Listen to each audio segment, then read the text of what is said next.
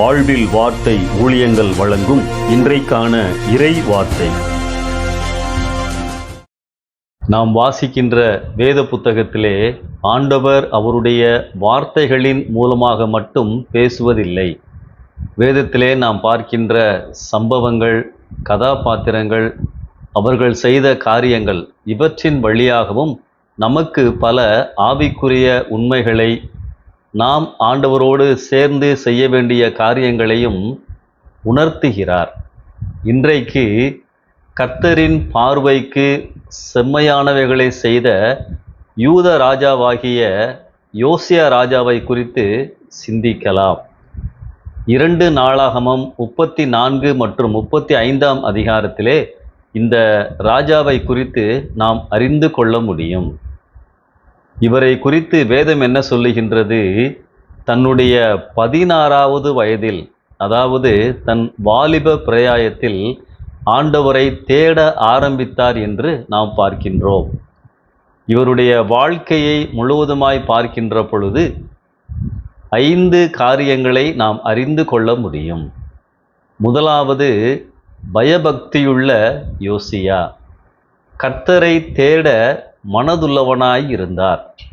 நாம் ஆண்டவரிடத்திலே வாஞ்சையாய் இருக்கிறோம், அவருக்கு பிரியமானவைகளை செய்ய விருப்பமாய் இருக்கிறோம் என்பதற்கு அடையாளம் அவரை உண்மையாய் மனப்பூர்வமாய் தேட ஆரம்பிப்பதுதான். இவர் 16வது வயதிலே தேட ஆரம்பித்தார் என்று நாம் பார்க்கின்றோம். நம்முடைய வாழ்க்கையிலும் ஆண்டவரை அவர் அறிந்து கொள்ள தேடுதல் நம் வாழ்க்கையிலே எப்பொழுதும் காணப்படுகிறதா? இரண்டாவதாக, பாழானவைகளை அகற்றிய யோசியா. எப்படி ஆண்டவரை தேட வேண்டும் என்பதற்கு யோசியா பதில் கொடுக்கின்றார். மேடைகள், தோப்புகள், விக்கிரகங்கள், சிலைகள், இவைகளெல்லாம் ஆண்டவர் அருவருத்த காரியங்கள்.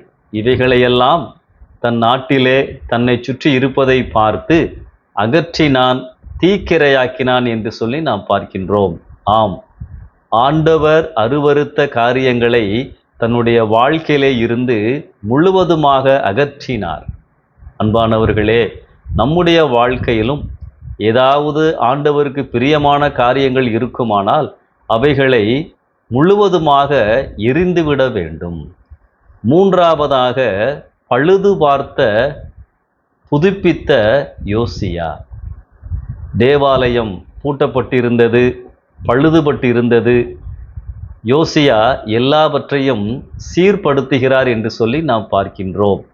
பழுது பார்த்தல் நம் ஆவிக்குரிய வாழ்க்கையை சுய பரிசோதனை செய்வதற்கு இணையாக இருக்கின்றது. அமர்ந்து நிதானமாக ஆண்டவரோடு நான் சரியாகத்தான் பயணிக்கிறேனா, ஆண்டவருக்கு பிரியமில்லாத காரியங்கள் ஏதாகிலும் உண்டா என்று அமர்ந்து என்னை சுய பரிசோதனை செய்கின்ற நேரங்கள் நம் வாழ்க்கையிலே இருக்க வேண்டும்.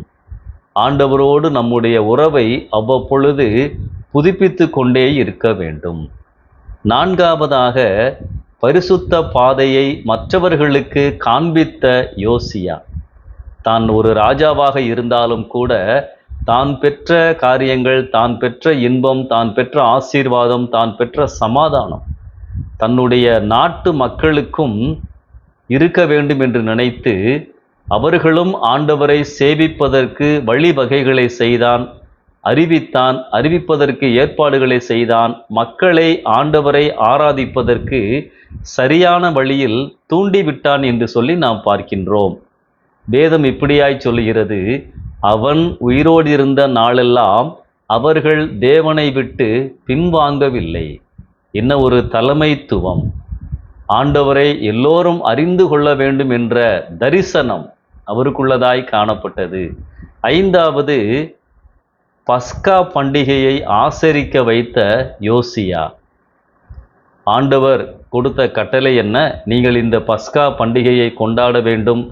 பழைய நாட்களை, மூதாதையர்கள் அடிமையாக இருந்ததையெல்லாம் நினைக்க வேண்டும், அடுத்த தலைமுறைக்கு அறிவிக்க வேண்டும். இதற்காகத்தானே பண்டிகை.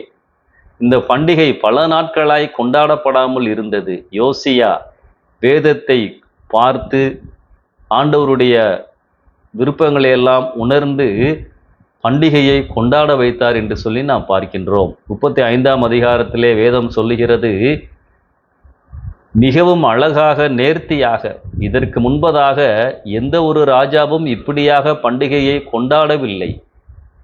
அந்த அளவிற்கு மக்களை பண்டிகையை கொண்டாட வைத்தார் என்று சொல்லி நாம் பார்க்கின்றோம். அன்பானவர்களே, யோசியா ராஜா ஆண்டவருக்கு பிரியமானவைகளையே செய்தார்.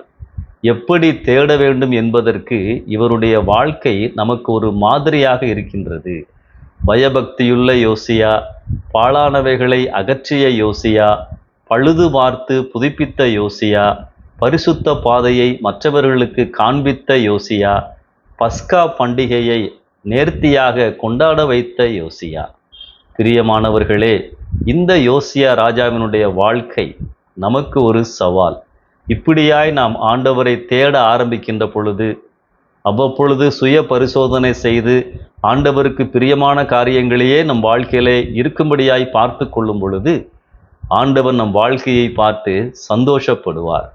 யோசியா ராஜாவைப் போல நம்முடைய வாழ்க்கையிலும் மனதார உண்மையாக வாஞ்சையோடு ஆண்டவரை தேடிக்கொண்டே இருப்போம். நேற்று உங்களை நடத்தின தேவன் இன்றைக்கும் உங்களை நடத்துவார், தேவைகளை சந்திப்பார். நம்பிக்கையோடு இந்த நாளை ஆரம்பியுங்கள். ஆமென்.